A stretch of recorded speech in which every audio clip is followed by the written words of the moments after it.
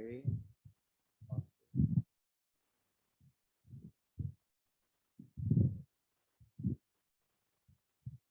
तो हमारा जो अभी का जो चैप्टर है वो है इंसेंटिव एंड वेजेस स्कीम। ठीक है।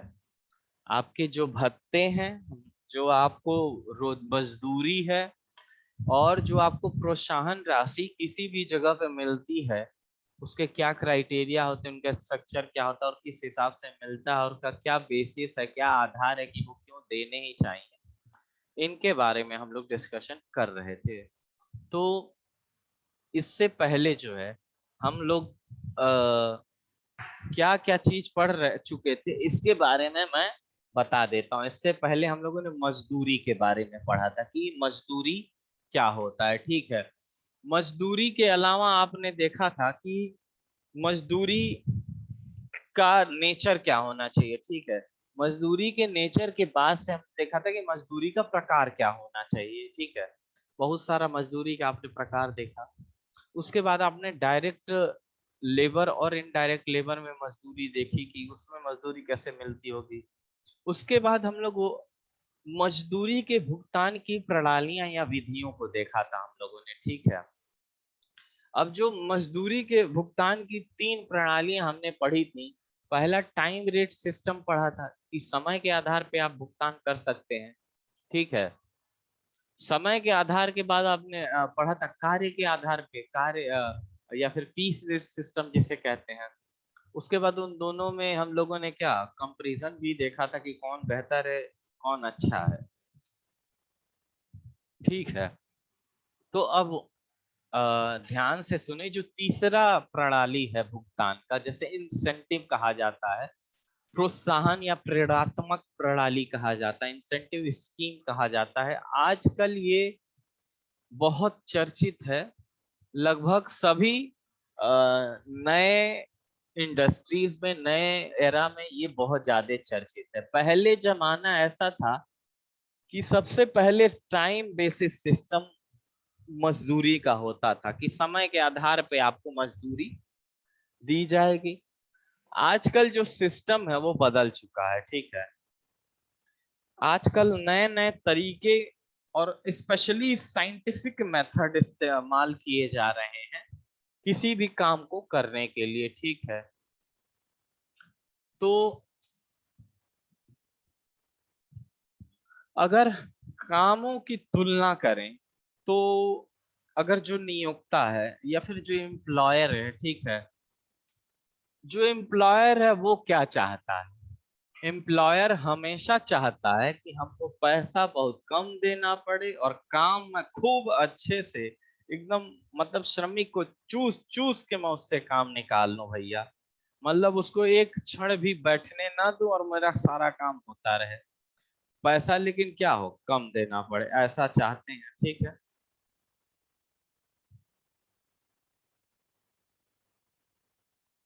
लेकिन इसके जो विपरीत जो श्रमिक है वो क्या चाहता है? ठीक है। श्रमिक ये चाहता है कि उसको जो काम है वो कम से कम करना पड़े। ठीक है। लेकिन उसको जो उसके लिए पैसे मिल रहे हैं वो बहुत मिले, इतना मिले कि उसका जीवन यापन हो जाए।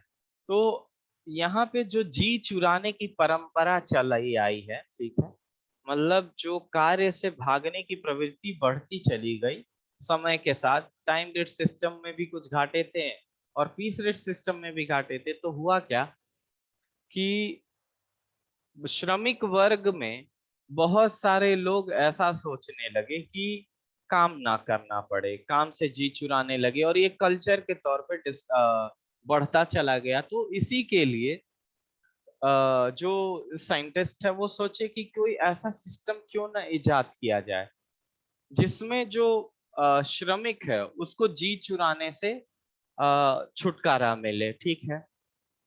तो इसी को देखते हुए इंसेंटिव स्कीम या फिर जो ये इसको प्रेरणात्मक प्रणाली कहा जाता है। ठीक है। प्रेरणात्मक, प्रेरणात्मक प्रणाली। ठीक है।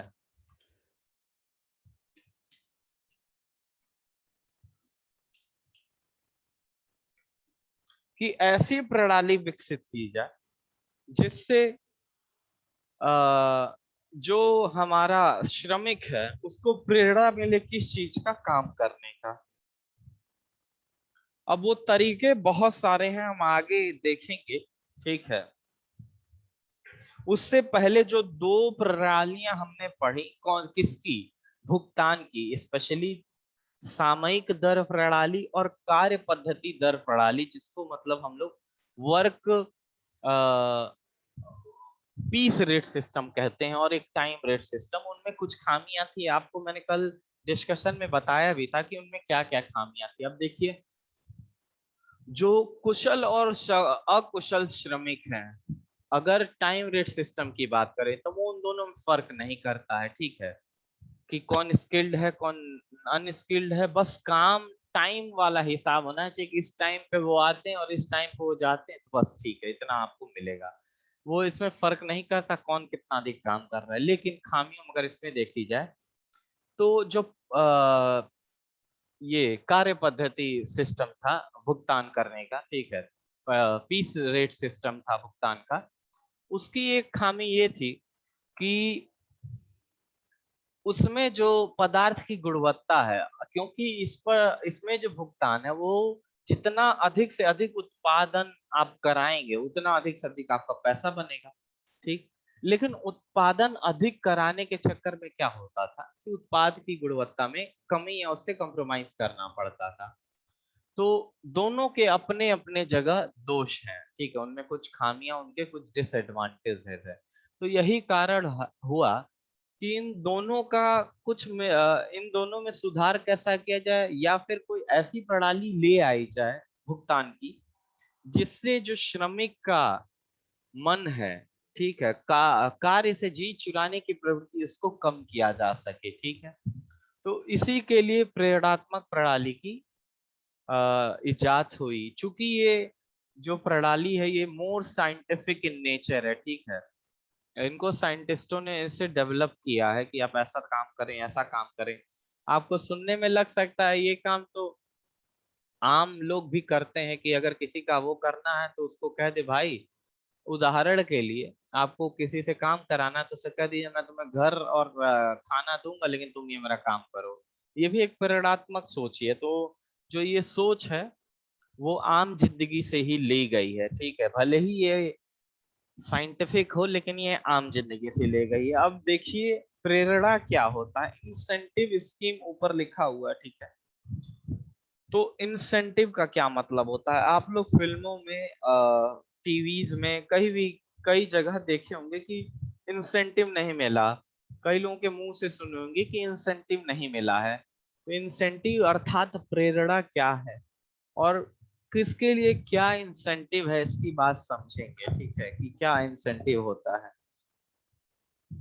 जो डेफिनेशन दी हुई है आप उसे ध्यान से सुने तो आपका बहुत फायदा है, कि ऐसी कोई भी चीज जो मजदूरों को शारीरिक या मानसिक, ठीक है, दोनों प्रयासों से अगर वो अधिक कुशलता एवं गति से काम करने पे मजबूर करती है, ठीक है, या प्रलोभन का कार्य करती है मजदूरों के लिए, तो उसको प्रलोभन या प्रेरणा कहते हैं, ठीक है। तो आपको समझ में आ गया हो कि ऐसा कोई भी प्रलोभन, स्पेशली ये प्रेरणा प्रलोभन ही है, लेकिन नेगेटिव वर्ड होता है प्रलोभन, इसीलिए हम इसको क्या लिखते हैं, प्रेरणा, ठीक है। वरना है तो ये भी प्रलोभन ही, कि आप किसी को काम कराने के लिए अधिक गति से और क्या अधिक क्षमता से काम कराने के लिए क्या कर रहे हैं, प्रलोभन दे रहे हैं, ठीक है, भले ही उसका नाम क्या दे रहे हैं, प्रेरणा, ठीक। अब जो ये प्रलोभन है उसका एक ही मोटो है, आप समझ जाइए, वो है विशेष लाभ। आप किसी को प्रलोभन इंसेंटिव तभी देते हैं जब आपको किसकी लालसा हो, विशेष लाभ की। तो जो प्रत्याशा है आपकी वो विशेष लाभ की है, ठीक है।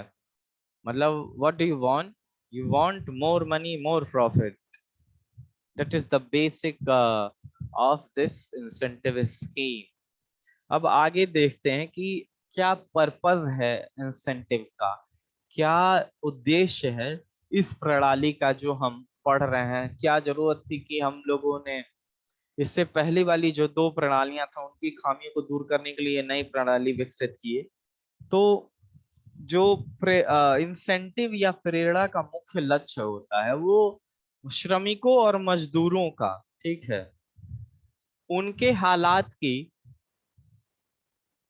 उनके अच्छे हालात की गारंटी देना होता है, ये मुख्य उद्देश्य है। लेकिन लेकिन इसका फल क्या आता है इस पर ध्यान दीजिएगा। आप किसी श्रमिक का कहें कि मैं आपको ये सुविधा दूंगा, आपकी ये सुधार करूंगा, आप काम तो कर रहे हैं, आपको पैसे मिल रहे हैं वो अलग, लेकिन इसके अलावा ये दूंगा, तो देखिए होगा क्या, इसका अल्टीमेट प्रभाव क्या आता है कि आपकी जो सिस्टम की प्रोडक्टिविटी है वो बढ़ जाती। कैसे? सिंस श्रमिक जो है, चूंकि श्रमिक को अधिक प्राप्त हो रहा है कार्य का, तो वो क्या करेगा, कार्य में अधिक मन लगाएगा। और जो ग्रीवेंस है किसके बीच में, एक नियोक्ता, ठीक है, और श्रमिक के बीच में, वो कम होगा, उन दोनों में द्वेष कम होगा, क्योंकि जो नियोक्ता है वो श्रमिक का ख्याल रख रहा है।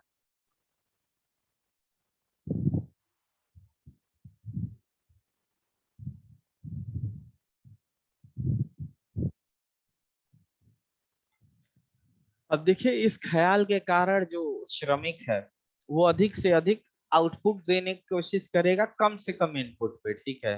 तो इनडायरेक्टली प्रोडक्टिविटी क्या होगी, बढ़ेगी। तो एक शब्द लिखा है इंसेंटिव के लिए, प्रेरणा के लिए, वो पढ़ना जरूरी है कि जो प्रलोभन और प्रेरणा होती है वो एक तरह की अग्रिम लालच है। क्या है? एक तरह की अग्रिम लालच देते हैं हम किसको, हम अपने श्रमिकों को, ठीक। जिनका हमें जो डायरेक्ट इफेक्ट मिलता है वो क्या मिलता है कि हमें हमारी जो प्रोडक्टिविटी, हमारा जो आउटपुट है वो बढ़ता है। अब देखिए कुछ प्रिंसिपल्स हैं इंसेंटिव स्कीम के, प्रेरणात्मक प्रणाली के, उसके बाद हम लोग इस बारे में पढ़ेंगे कि जो प्रेरणात्मक प्रणाली है वो कितने प्रकार की होती है, ठीक है, क्या स्कीम ये जो है स्पेशली वो कितने टाइप का है। अब जो एक बहुत सारे प्रिंसिपल पे बेस्ड होता है, ठीक है, एक एक करके देखेंगे।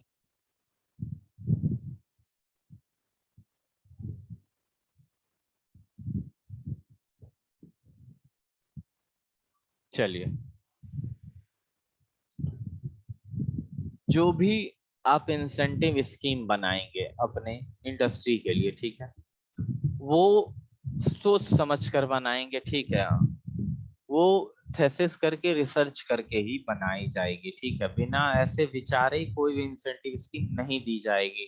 पता चला क्या इसका बुरा प्रभाव है कि आप इंसेंटिव तो देने लगे, लेकिन जो कंपनी है उसका फायदा ना हो करके उसका नुकसान अधिक उठाने होने लगा। तो इसीलिए जो इंसेंटिव स्कीम है, प्रेरणात्मक जो भी हम दे रहे हैं, प्रोत्साहन राशि या कुछ भी, उसको बहुत सोच समझ के आपको तैयार करना होगा।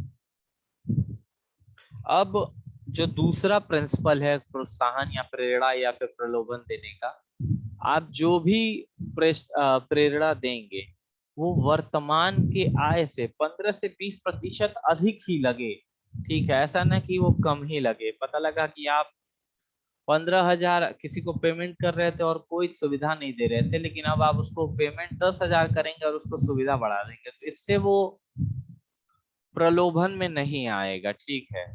इस अगर आप 15,000 के अलावा आप सुविधाएं भी बढ़ा देते, उदाहरण के लिए कि आप ये कहें कि मैं आपको ट्रांसपोर्ट की सुविधा, खाने की, एक टाइम का खाना, ये सभी दूंगा, तो ये प्रलोभन हो गया। तो आपको जो वर्तमान किया है, हमेशा जो प्रेरणा है वो 15 से 20% वर्तमान के आय से अधिक ही दी जाती है। ये इसका दूसरा आधार है। तीसरा देखें, जो भी प्रलोभन योजनाएं हैं, ठीक है, उनको स्टैंडर्ड फॉर्म में ही लागू करना है। और स्टैंडर्ड फॉर्म में लागू करने के लिए हम जो भी वर्क स्टडी मेथड हम लोगों ने पढ़ा था इससे पहले, उनका इस्तेमाल किया जाता है। उस स्टैंडर्ड को सेट करने में। तो आपका कहीं ना कहीं मेथड स्टडी, वर्क स्टडी यहाँ भी यूज हो रहा है। अगला जो है, अगर समय समय की अ, मांग के हिसाब से आप प्रलोभन नहीं देंगे, मतलब टाइम टू टाइम आप अपने प्रेरणा को बदलेंगे नहीं, कि तरीका बदल दिया, आज खाने दे रहे हैं तो कल कुछ और देंगे, फिर कल कुछ और देंगे, तो इसमें भी दिक्कत आ सकती है। तो ये भी एक आधार है, ये भी एक प्रिंसिपल है किसका, इंसेंटिव स्कीम का, कि आपको टाइमली क्या करना पड़ेगा, वेरी करना पड़ेगा, बदलना पड़ेगा। अगला जो कहता है कि आप अपने कार्य में परिवर्तन ले आएंगे। प्रलोभन का एक और तरीका ये है कि आप अपने कार्य के परिवर्तन को करके भी, जैसे उदाहरण के लिए आपको 4 घंटे काम करना था, लेकिन आप 4 घंटे आएंगे इंस्टीट्यूट में, लेकिन काम अब 2 घंटे करना। तो ये भी एक तरीका है कि समय के अनुरूप अगर आप थोड़ा बदलाव कर रहे हैं, तो वो भी एक तरह का प्रेरणात्मक कार्य होता है। ठीक है, यह प्रेरणा वाला या प्रलोभन का जरिया है श्रमिकों के लिए। अगला जो है, श्रमिक को लगना चाहिए कि जो उसकी इंसेंटिव स्कीम है वो क्या है, उसके लिए हितकारी है। ऐसा नहीं लगना चाहिए कि उसके लिए क्या है, ये बस एक दिखावा है या एक जुमला है। उसको लगना चाहिए कि हाँ, ये उसके लिए क्या है, हितकारी है। अगला जो है, इंसेंटिव स्कीम को लागू करने से पहले आपको श्रमिकों की जो एक्सेप्टेंसी है, जिसको कहते हैं कि सर्वमान्यता, उसको आपको ध्यान देना होगा कि जो इंसेंटिव स्कीम है वो सभी श्रमिकों को सर्वमान्य हो। ऐसा ना हो कि किसी को उस पर ऑब्जेक्शन हो। ठीक,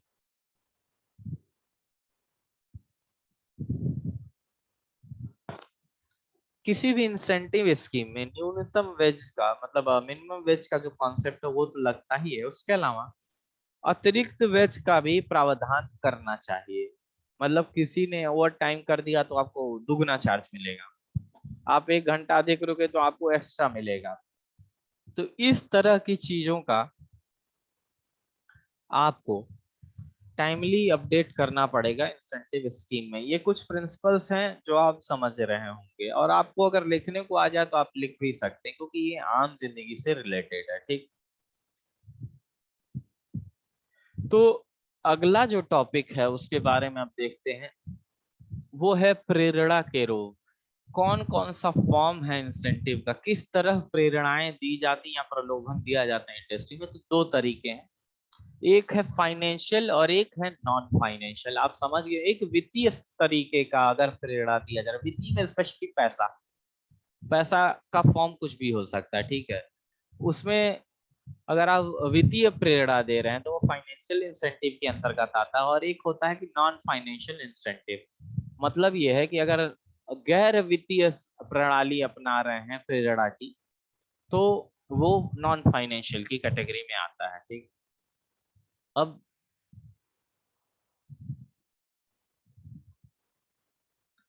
जो नॉन फाइनेंशियल इंसेंटिव स्कीम है, इसमें क्या होता है कि हम डायरेक्ट जो श्रमिक है उसमें हम उसको मुद्रा का भुगतान या पैसों का भुगतान नहीं करते हैं, हम उसके रहन सहन के स्तर में सुधार करते हैं। उसको जो सुविधाएं प्रदान की जा रही हैं उस इंडस्ट्री या उस ऑर्गेनाइजेशन में रहते हैं, उनकी संख्या में इजाफा कर देते हैं, उनको बढ़ा देते हैं। उसके अलावा और भी कई तरीके जिनमें मुद्रा का डायरेक्ट इस्तेमाल ना हो रहा, वो सभी तरीके गैर वित्तीय या अवित्तीय प्रेरणा प्रणाली के अंतर्गत आते हैं। ठीक है, अब कौन कौन सी सुविधाएं हैं या फिर कौन कौन सी प्रेरणाएं हैं जो गैर या फिर अवित्तीय प्रणाली के अंतर्गत आती हैं, उन्हें आप देखेंगे। पहला है रोजगार स्थायित्व। अगर आप अपनी कंपनी में श्रमिक को ये कहते हैं, ये प्रेरणा देते हैं कि आपका जो रोजगार है वो स्थायी रहेगा, लाइकवाइज गवर्नमेंट जॉब, तो कहीं ना कहीं ये भी एक प्रेरणा का स्रोत है। किसके लिए, हमारे श्रमिक के लिए। अगला जो है, प्रशंसा एवं आदर।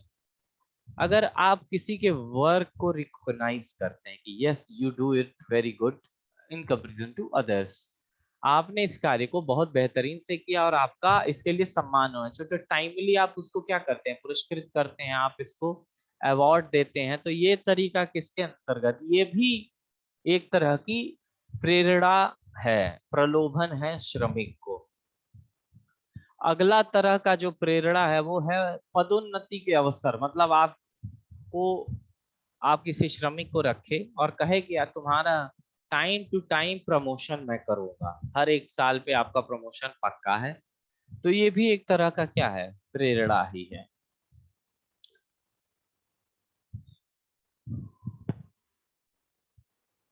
अगला जो है वो है निर्भयता। अगर आप इंडस्ट्री में निर्भयता का माहौल बनाने में सक्षम रहे तो वो भी श्रमिक को प्रेरणा देता है कार्य को अच्छे ढंग से करने में। अगर भय का माहौल है कार्य करने के स्थल पे, तो इससे जो श्रमिक है उसके कार्य में कमी आएगी। अब नेतृत्व, अगर हम नेतृत्व का अवसर देते हैं श्रमिकों को, तो ये भी एक तरह का इंसेंटिव स्कीम है कि आपको मैं लीडर बना दूंगा, सुपरवाइजर बना दूंगा, आपके श्रमिकों का ये बना दूंगा, आपका सेक्रेटरी बना दूंगा, प्रेसिडेंट बना दूंगा, ऐसा टाइप अगर आप प्रलोभन देते हैं तो ये नेतृत्व के अंतर्गत आता है। एक और प्रलोभन है वो है परामर्श का अधिकार। बहुत सारे मैनेजमेंट में अब क्या है, श्रमिकों के भी रिप्रेजेंटेटिव जाते हैं, ठीक है, उनके भी जो जनप्रतिनिधि हैं, उनके जो प्रतिनिधि हैं, ठीक है, उनका भी योगदान अब परामर्श में है। कंपनी का कोई भी लॉ बनेगा तो उनके परामर्श के बिना नहीं बनेगा। तो ये भी एक तरीका है प्रेरणा देने का, किसको, श्रमिकों को। इनमें हम मुद्रा का इस्तेमाल बिल्कुल नहीं करते हैं, जैसा कि हम जानते हैं अवित्तीय प्रेरणा है।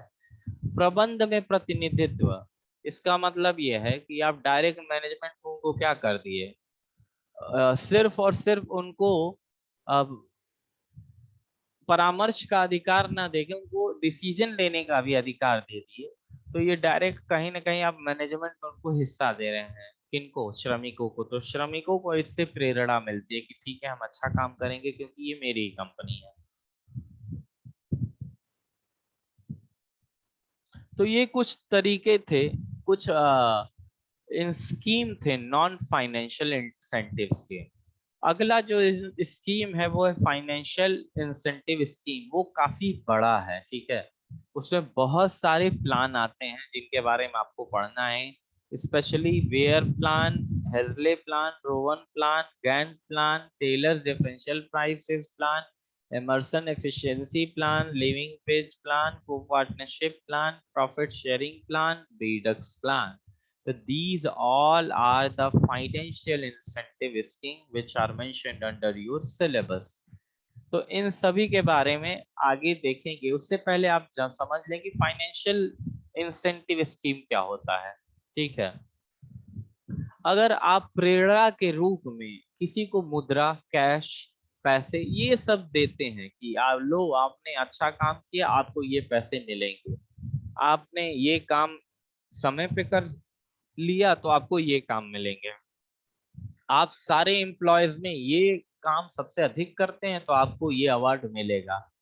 तो ये सब तरीके कैसे हैं, आपको पुरस्कार के तौर पे राशियां मिलेंगे, राशि मतलब पैसे मिलेंगे। तो जिसमें भी पैसे का इस्तेमाल करके हम प्रेरणा या प्रोत्साहन या प्रलोभन देते हैं हमारे श्रमिकों को, वो किसके अंतर्गत आता है, फाइनेंशियल इंसेंटिव स्कीम के। तो इसी के बहुत सारे प्लान हैं, पद्धतियां हैं, ठीक है, बोनस के। स्पेशली जो फाइनेंशियल इंसेंटिव स्कीम होती है उसका स्पेशल नाम बोनस है। क्या है, बोनस है, पैसे के रूप में दिया जाता है। इसका बहुत प्रचलन है आजकल के आईटी कंपनीज में। किसी भी कंपनी में बोनस का अर्थ यह है कि वो फाइनेंशियल इंसेंटिव दे रहा है आपको। आज के लिए इतना ही।